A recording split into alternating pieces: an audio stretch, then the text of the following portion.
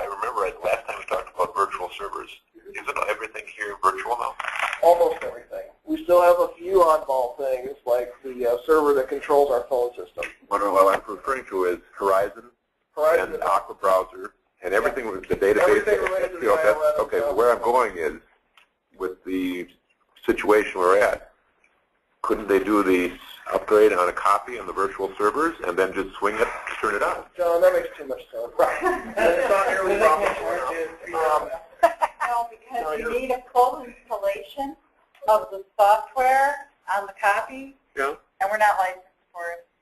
They won't let you do that. Well, what I'm thinking is downtime. This is a perfect opportunity. They can do it 8 to 5. Done? Okay. All right. Okay. I'm just You are sorry. thinking like someone who would serve the customer. Yeah, okay. Okay. But that's the beauty of a virtual server now. It is. You know, you can hammer these guys out, bang, and off you go. You do the upgrade on the side. Yeah. If it is not against your contract, in a virtual server, you should be able to have multiple versions Sure. throughout so that you can do multiple things. And you can do this test and do the upgrade and just point to it. You're exactly right. We're not there yet. It is because of their license. They are not there. They won't let you do that. They are not there. I I thought in the last meeting I understood that's where you were at, but I just wanted to verify. Yeah, during the last big upgrade, That we asked that exact scenario much more, but it's a little bit more than CD. But during the last big upgrade, we asked that very thing, and basically we're told that that's just not how they do upgrades. That was the basic answer. You have to keep in mind they only just started supporting virtualized servers last year. Oh my. Okay. So they were using them extensively internally. Yeah. For their own SaaS operations and things like that, but they weren't ready to support them in a customer environment. I just talked right over you, and I'm sorry. No. They weren't ready to support those until just last year. So they're just now to the point where they'll even let you call in and ask questions about a check-in problem that happens to be on a virtual server. Oh. Actually using virtual servers to do the cool stuff that we know they can do, not quite yet. Not quite there. Okay. I'm hopeful that someday. Okay. So when we actually went to virtual service, we did so with a written document that said that they were not supporting our virtual environment. We've been virtualized for 4 years. 3? Yeah, we didn't virtualize the main database server for that very reason, but some of the peripheral stuff like HIP, yeah, we virtualized before they would support it. And we had to sign off that we were understanding that we were working in an environment that they did not support, and that they would not support if we had problems. Sometimes we just didn't tell them. Yeah. I mean, because, if you do it right from the outside world, it doesn't look like a virtual server. We got away with that a few times, too. Okay, I'm going to move us on, because I know that so SMS. SMS notices, let's talk about that. There's a document in your packet about that, but I've summarized some of the most pertinent stuff in a PowerPoint here. I'm not going to sit and read this to you. I don't think you want me to do that. But the bottom line is that we are planning to implement text message notices. So instead of getting a notice through a printed mailer or an email message the way we do now, patrons would have the third option of getting them as a text message on their smartphone. This is something that Cersei.Nix put into Horizon almost a year ago, and we just kind of are getting to that in our task queue here. So what we know right now is that there are 4 kinds of notices that can be done as text messages. Pre-overdues, overdues, hold notices, and general. General is a new kind of notice that none of us have ever seen before. And essentially what they are is it's a manual notice where the library wants to contact one specific patron with some kind of message. You left your umbrella here, we'll hold it at the circ desk till you can come in and pick it up. 2 other kinds of notices, lost and billing, cannot be done as text messages. And there's no real explanation as to why. Our speculation is that since there are sometimes legal issues around lost materials, sometimes libraries have to show proof that they've tried to contact somebody before they can prosecute. Probably Cersei.Nix just decided that there wasn't enough of a market for that. So lost and billing notices have to go through one of the other mechanisms. but patrons can select these other 4 to come as text messages. In order to get text message notices, patrons have to opt in. This is not something we can turn on for all patrons and then let them opt out. This is a much better option, in my opinion, is that before any patron can get a text message notice, they have to take an action to opt in. And there's 2 ways they can do that. They can do it by themselves by going into My Account, which right now we're putting out there via Aqua Browser. It will be an enterprise eventually.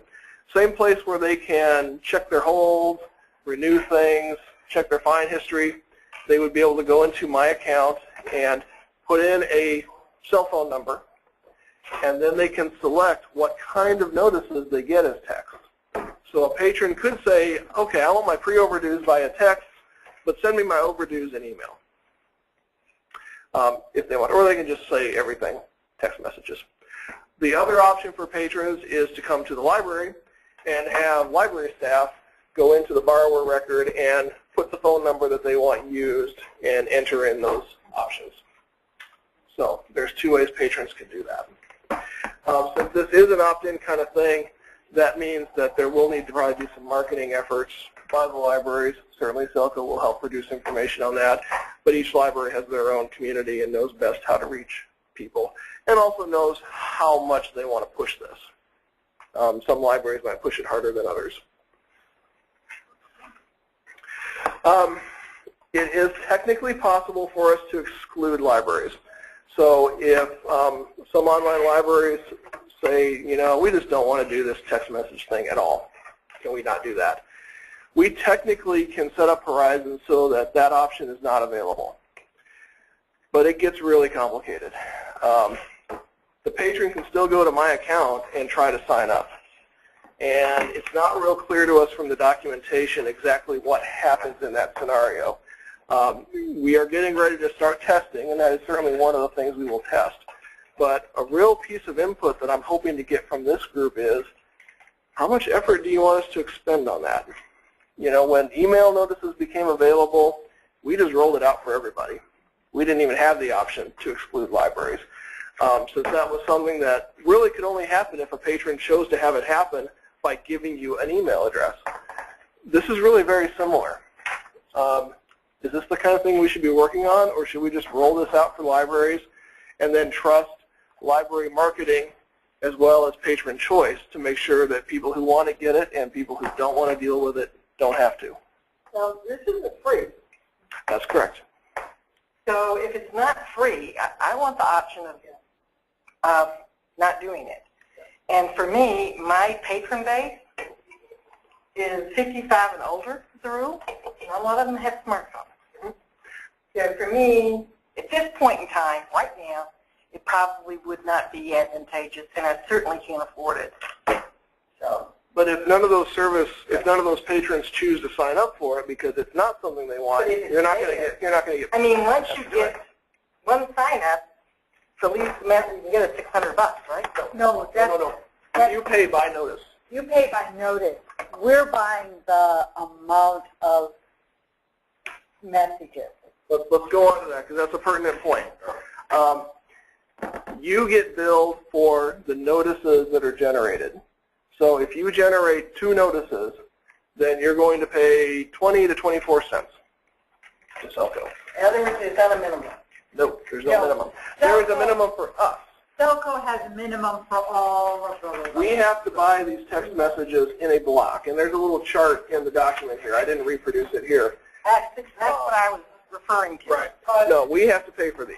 But when you rolled out the email notices, that didn't cost us anything. No, because email's free. Yes, but these, So there will be a charge. there is a charge.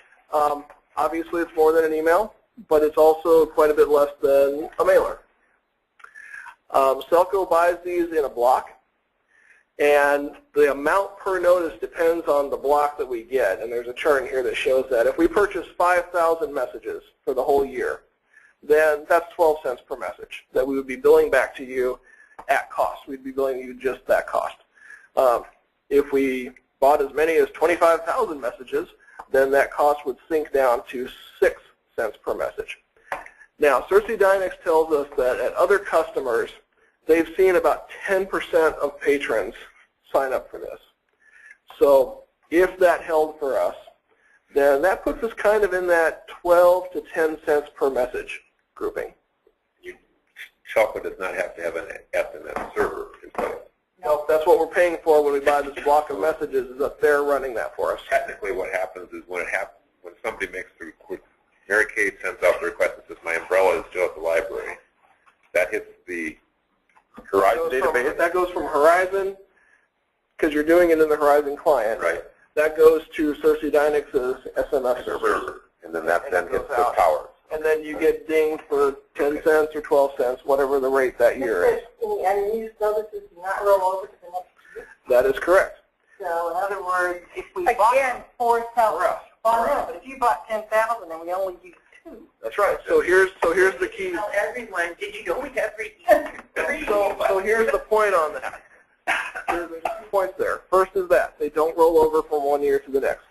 The other key point is if we go over what we purchased for a year, we simply pay the going rate for each of the notices that went over. There's no penalty. It's not like the old days with your cell phone when you went over your limit and now you get a $100 charge. Well, but I was more concerned with if you went over your limit, you would go from the 600 to the 1,000 to the 1,500. No, you just pay, so if you were paying 12 cents per notice this year and you went over, you're going to pay 12 cents for each notice that you go over.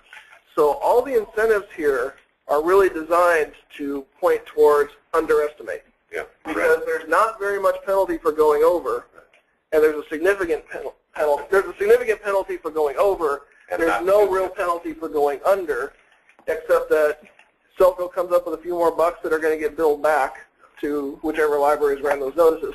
So we would probably lowball our estimates for how much notices we need, which is why we're kind of in that, we think we would be in that 12 to 10 cents area.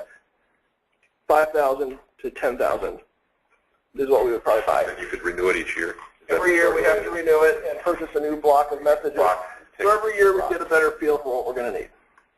My thought, Peggy, is that if you say nothing to your public, truth, the number of your patrons who have a smartphone, if they don't have a smartphone, they're not getting messages, or there's some people who will do the, hit the A 3 times to get the C. True. No publicity. They would have to explore on their own in my account the idea that this thing is even available. And I don't have an issue with one of them. I think it's $100. And for those of you who maybe say, hey, if this is what my patrons want, it's cheaper than it's more expensive than email, but it's less expensive than a mailer, and it's good customer service. Let the patron decide how they're going to. Let the patron decide if I want SMS notices. Then you're the libraries that do publicity. What does the mailer cost? The old paper stuff that you still do. 38. It's the cost of the postage plus a little extra for the mailer. Right? No, we don't charge for staff. That's just the cost of the material. We charge for mailer and postage. I should have looked that up before we came in. But I think it's 38 cents. That sounds about right. So, Diana, I was reading through there, for email, it's either email or paper. It's your choice. And so for the text messages, is it also, is it instead, how's that going to work? It is instead. So the patron would say, I want these kinds of notices via text message. Maybe I want all my notices via text message. Or I just want the selected ones. For any notice that would not be a text message based on their choices, then it's going to be email if an email address is in the account. Failing that, it's going to be a paper notice. So how many complaints are you going to have? Well, I didn't get that text. There are multiple phone numbers in the record right now, so it's going to go to the first one? No, you have to designate which phone number is used for text messages. Including one that's not in the record. You type it in yourself? Yep. Either the patron does it themselves, puts this number in, and clicks something that says, this is my text message number, or they're telling library staff that we're putting it in. It has to be created as SMS type phone number. If you'll remember in the Horizon client, you can specify this phone number is a home number, this is a work number, this is a cell number. You can have a cell number and an SMS number that don't have to be the same. That has to be designated by the patron, whether they enter it themselves or have library staff do it. And this is already in the borrower registration. Yeah, it's actually already in there. It came in the last upgrade. We've just been kind of looking at it. We didn't want to rush into anything. Is there any way to, I guess, prove that it was sent and received? No more so than there is with email or even Well, email paper. is back to you. Not always. Yeah, but Sometimes it just goes in a black hole. well, that's true. But I think what we've found with the courts and certainly with the Department of Administration, it's sort of like the whole idea that you don't have to maintain your signed patron records, that, you know, once you have entered the data into the system, it is assumed that the library policy is the library policy and you are following your procedure. Okay. And so if your policy is that, and your procedure is that they get a text message because they have chosen a text message on the third overdue day, then the court has accepted that that's what happened. okay, so And is that like a notices running thing, or that just happened? It just happens. It's not part. It runs as part of day end, but it is not part of the notices software that you're used to working in to select things. and you get all the first two types. You get the pre-overdue and the overdue and the hold, regardless. I mean, Pre-overdue, overdue, hold in general are all eligible to go out as text messages if the patron has chosen to get those types. in other words, they can choose. They choose. They choose the type as well as the. So they might say, I want pre-overdues as text messages, but I want everything else as email, Okay. or whatever the backup is. From no reply, from your library. We're not sure exactly what it says. We need to test that out first. Is the customer able to reply to it? No. It works the same as email in that regard. We actually have gotten replies to our pre-overdues. Okay. People saying, please renew this for me. Okay. That's the kind of stuff that's not in the documentation we've seen. So the next step is to start testing this out. They're going to give us a block of messages to mess around with, and then we just need to run some tests and actually do it a few times before we know how that's going to work. On the staff side, do we know if when you look at the patron record, if they've chose the general setting? Is it something that's apparent for a staff person that, again, wants to send me an email about the umbrella? Yeah. The staff person doesn't know that I've chose to. It's in the borrower record, yeah. Okay. So you got to. Because unless that SMS type phone number is in there, they can't get the messages. As far as telling the public what the general field is, you know, if I was looking at that right now and saying, well, what's general? I can understand the hold and overdo and pre-over, you know, but so somehow we got to explain that to you'll have to, basically that's just the ability to send them a message manually. I'm not sure. Can you opt out of general? No. Yeah. Well, I mean, the patron, well, no, I don't think the patron can, because those are just something that library staff choose to do on an ad hoc basis. It's kind of odd. They're not really notices in the same sense as the other notices. And that's fine. And that's fine. Each library I'm just going to say, kind of has their own way of looking at that. So that's their responsibility. So what do you need from this group? This is just an update at this point. I did want some input on the whole, should we kill ourselves trying to figure out how to let libraries opt out, or is the patron opt-in mechanism sufficient that we can just avoid that whole nest of headaches? Because that's what it was looking like. You are, this group is advisory to me. I mean, I turn it on. Yeah, our intention is to let it go. We just wanted to let you know, here's what we're doing, here's what we're looking at. We always want to hear what you think about it. We'll give you further updates. The next step is to do testing. I have one more question regarding the school. So is that a different kettle of fish or not? No. Some schools, Yeah. sure, yes. Yeah, I mean, I wouldn't see any problem. in the past, some schools have been very reluctant to let their students actually use the catalog, you know, even going so far as to withholding pins and not letting them take their card home and stuff like that. Not all libraries ever did that, and I think that's actually loosening up in a lot of schools. So it's really going to kind of depend on what the school does with their students as far as getting access. But yes, this would work for the schools just as much as for the publics. So let's move forward with the idea that John said, turn it on, let it rip. Let's do testing and also to answer some of these additional questions, and let us develop some PR materials, which then you can choose to say, don't want them, want a whole bunch. You want to put one in every kid's locker, go for it. If you don't want any at all, you don't have to have it. Yeah, our next steps are to start testing to answer some of these practical questions that are not really covered by the docs. And then once we have that figured out, before we launched, we would need to create support materials and communicate information to the libraries. That whole time, we're going to be updating this group as to what's going on. And we don't have a launch date, but I'm hoping for sometime fall of this year. You know, we've already heard from one library who's not entirely comfortable with the fact that this is in the borrower record now, and we're not implementing it, and it's confusing their staff. We've already heard that. So we had enterprise going on. This wasn't necessarily our highest priority, but it is something that we want to do, so we are trying to move on it. So that's all I've got on that. Okay.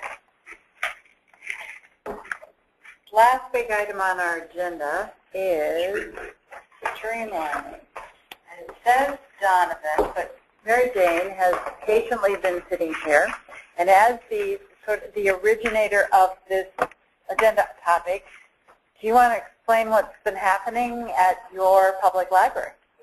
Certainly. I'm here at the urging or the request of the library board of SELCO Memorial Library, and a number of one of our board members in particular, but several of them have been involved with various SELCO boards through the years. And I think they're pretty knowledgeable. A number of them are very knowledgeable about SELCO issues.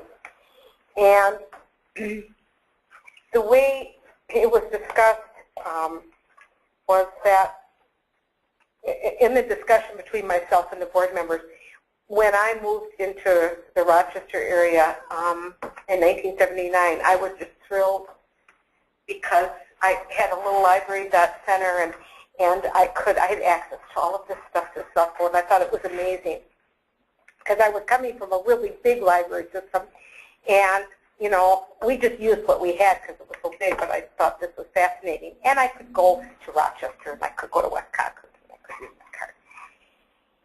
And then when I started working with the SELCO system, when I was working at a school, I was aware of all the different, you know, all the different policies, for lack of a better word, that we all had. And then when I began working in Faribault in 1994, I became more aware of all the different parameters and the policies that every library was having. And back in the day, I felt that even though we were working closely together, in some areas we were very separate. You know, everybody wanted to keep their own stuff, and I understood that. The board is now saying, you know, we've come a long way in how many years? 20, 30? We've come a long way in working together in growing SELCO.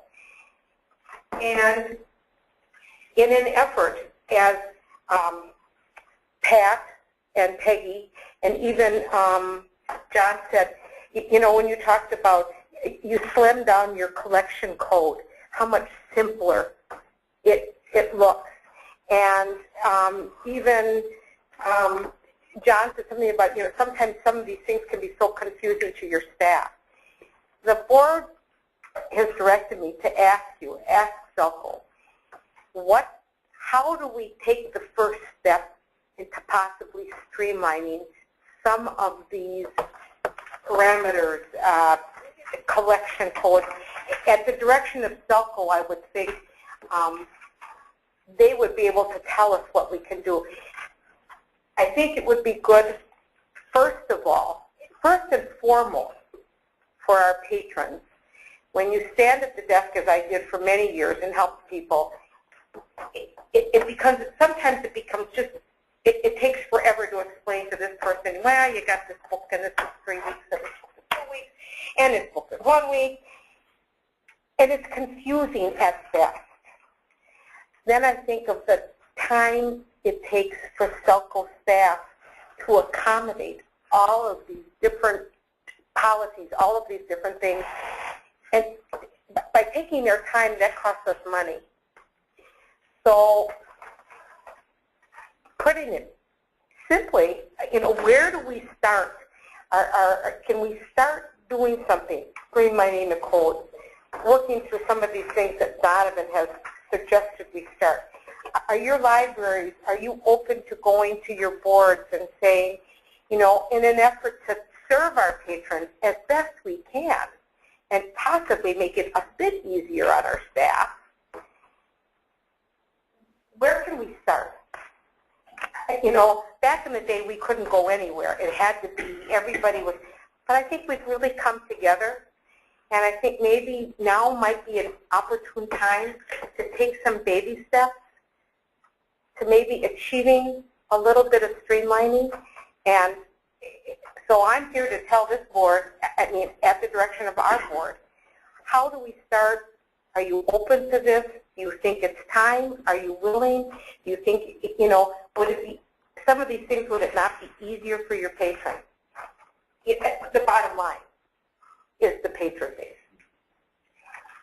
Where exactly would you, give us an example of what you would start with first?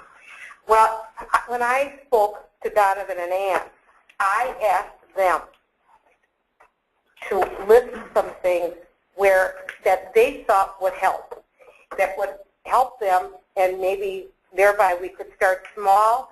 And so I let Donovan come up with some ideas, and maybe Donovan, you can expound on that. Well, these are, the ideas that are in this document are some things that came out of a brainstorming session that our ILS team did. Basically, where do we think it might be possible to start doing this? Some of these are simpler than others. Some of them probably gain us more than others in terms of simplicity, but this seemed like logical places to look. It's not necessarily the only things that could be simplified, but it was sort of a starting point. So some of them are fairly simple, like collection codes. We've got almost 400 collection codes, and almost a quarter of those, actually more than a quarter of those, have 9 items or less associated with them. That might be a place to look.